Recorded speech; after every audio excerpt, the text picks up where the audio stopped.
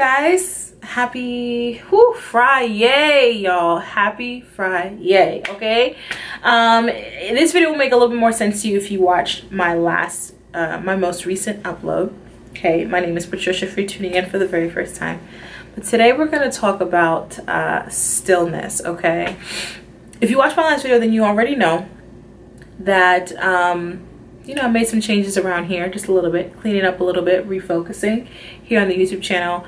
And I neglected to say in the last video that with the change, we're gonna have more uploads, because the reason why I say this is, you know, I'm not gonna really care, as you guys can see, about like what the background looks like, what the lighting looks like. Listen, just a few weeks ago I would never have recorded like this, because the fact that the lighting is so yellow in here, it's dark, it's just not ideal, right? I don't have my external audio and all this jazz. But right now, when I tell you, last week we talked about getting back to the basics of YouTube, back to the basics when such things did not matter, right? We're just putting out content. So today you guys are with me in New York City, and we are talking about stillness. A few books that I wanted to share with you guys that I have been reading lately.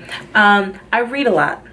Okay, reading is fundamental. I literally, hold on guys, I read a lot. I think reading is fundamental. One thing that you will realize about me, as it relates to my spirituality, my phone just has been blowing up. Guys, yo, we're gonna be all over the place. It's another thing. Listen, these videos are not gonna always be structured.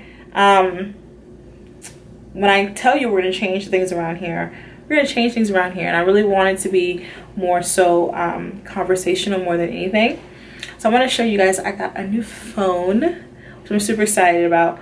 Did not get the 8, do not plan on getting the 8, do not plan on getting the X. Yeah, so I just got the 7 Plus, right? Yeah, but I just got the 7 Plus. Yeah, decided to save a little bit of money and get a little bit more room, and decided to go with the 7 Plus instead of the, so I had the 6, so this is a big jump for me, right? And I didn't see the difference between 7 Plus, except for some aesthetic things. A few other minor details that didn't mean much to me. The only things I care about are my camera, what does the camera look like, what are the colors that it comes in, and how much storage do I get. Other than that, the other details don't matter to me, okay? So that's what I got. I got today. If you guys see, let me show you guys what I was walking around with. It's embarrassing, okay? All right, this is what it was.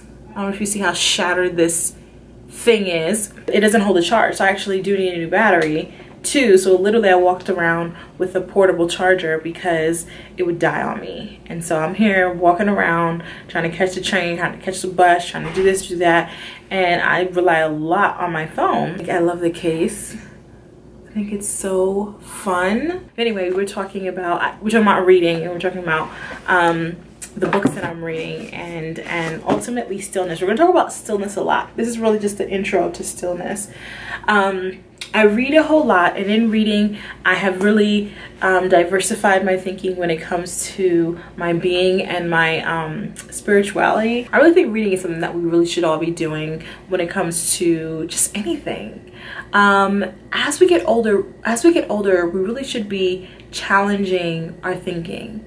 It's funny because the book that I'm currently reading right now is called The 4 Agreements. It talks about this, how, you know, when you're born, you're sort of given your value set, right? You're given it, and then you agree with it, right? But I think once you get like older, you know, in your 20s and 30s, 40s even, you start challenging that value set. I read a tweet, somebody tweeted like, you spend that time undoing what your parents did. In some ways, maybe not undoing, but expounding upon, expanding what your parents gave you, or grandmother, or whoever it is that raised you. And so that's what I've been doing in reading when it comes to everything in my life. I've seen that I've noticed that I have a natural interest in culture. Culture is not only my own but others, and a natural interest in religion, spirituality, in ancient civilizations. I naturally have an interest in those things, and health. I love reading books on health. as well, and reflects on what I'm reading. Matter of fact, if you did not know, I have an Amazon bookstore where I have all the books that I've ever recommended on any of my videos. I'll go ahead and leave that down below so you guys can check out anything I've talked about will be in that bookstore, and I'll put all these in there as well. So we're going to talk about 3 of the ones that I'm reading right now. And if you follow me on Snapchat and Instagram, you already know that I've been reading this book called Stillness Speaks, right? And that's the book I want to focus on. But I'm also reading The 4 Agreements, which I don't know why it took me so long to read this one. I'm quite far, as you can see. And I'm also in the midst of reading this book called A New Earth, right? And so this is the one that I really want to talk about and sort of introduce to you guys, stillness, and really what that means to me. And I think this is something that we all neglect to do and to prioritize in our lives. And that is really taking just a few moments of stillness. The thing that this book talks about, that I'm sure of what I've heard, I haven't read The Power of Now by Eckhart Tolle. By the way, this book is from Don Miguel Ruiz. I talked about this like you guys should know. I just have a feeling, y'all, let me tell you something. We're always in the same wavelength and frequency, and I know that a lot of my followers, especially on Instagram and on Snapchat, if they haven't read it, they've read another book from the same author or something like that. So I know some of you guys are already on this wavelength, but Eckhart Tolle, that one's Don Miguel Ruiz, and of course this is Eckhart Tolle. I haven't read The Power of Now, which is interesting that Eckhart Tolle is really known for that book, but that's the book that seems like I'm going to be reading the last, which I think is purposeful, and I don't know why. But Stillness Speaks talks about essentially the power of now and the stillness of now, and really realizing that you don't have the past anymore. It's gone. Stop being preoccupied with it. The future, yes, it's important to plan for it, but you don't have it yet, right?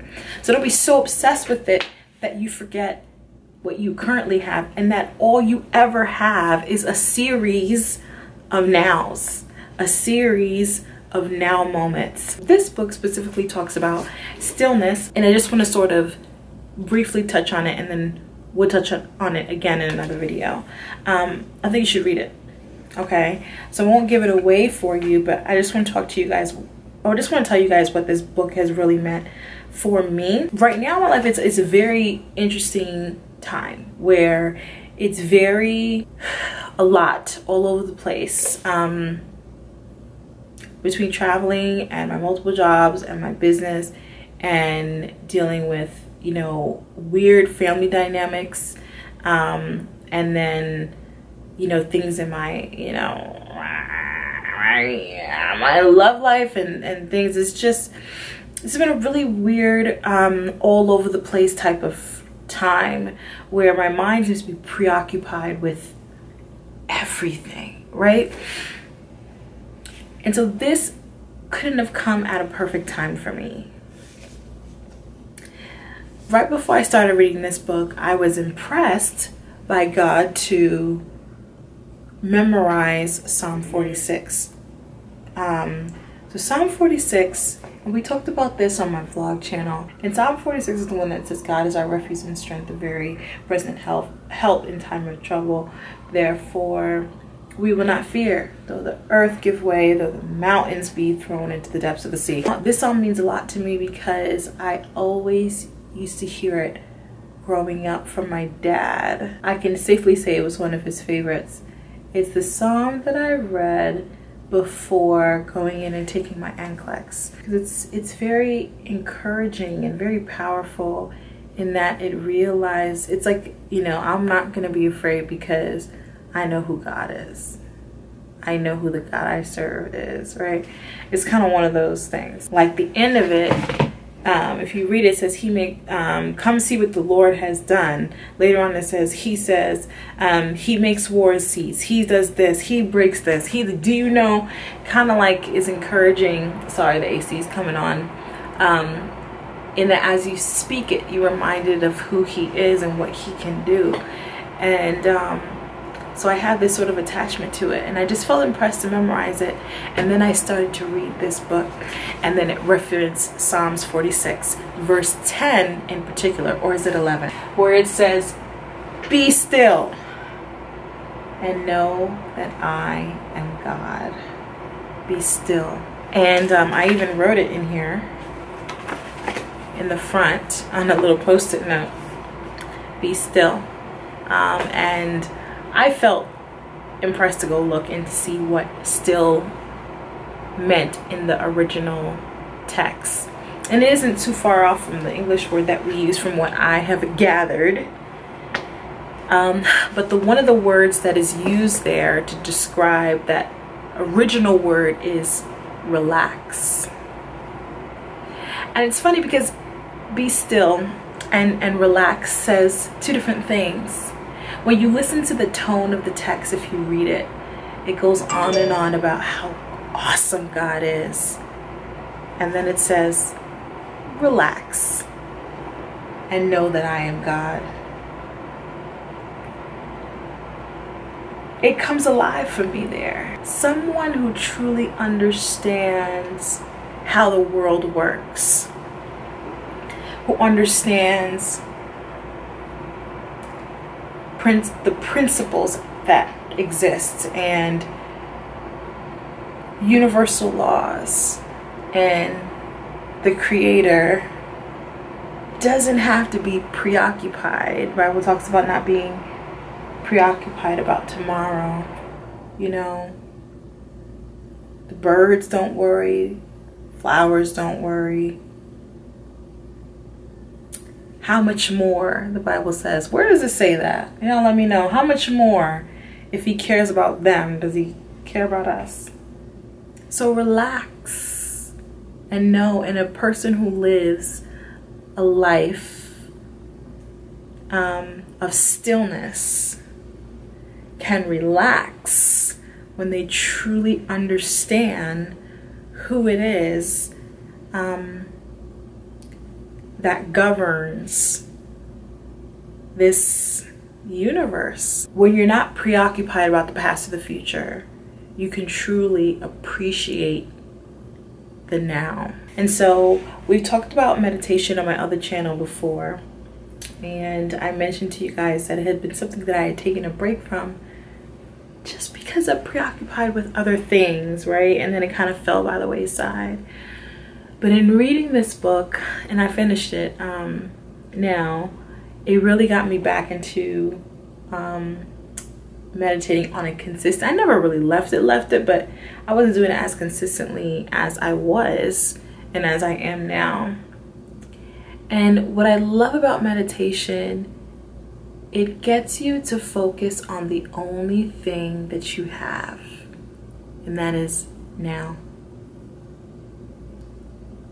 You only have now. I think part of the anxiety that a lot of us feel, I know for me, I can speak for me, is the anxiety that is preoccupied with what's coming or what happened. But if we spend more time, if we hush the ego and we spend more time focusing on right now, I argue that a lot of us who have this sort of anxiety will see that diminish if we appreciate what we have, the only thing that we have. That was sort of my intro to stillness. We will talk about more as to what stillness gives us, and not only does it reduce our anxiety, but the next thing that it does is it speaks, literally. As the title says, stillness speaks. That's pretty much it. I'm excited because I actually just spent the evening, which I'm about to change and go out again, with Mary from Curly Closet. So definitely check her out. I will leave her information down below. Oh my goodness. First of all, she is so pretty. She is so pretty. and just a lovely warm soul. So I'll leave her information down below. Thank you so much for watching this video. I'll see you guys soon. Let's stick with Sunday and Thursday and sometimes a Tuesday here and there.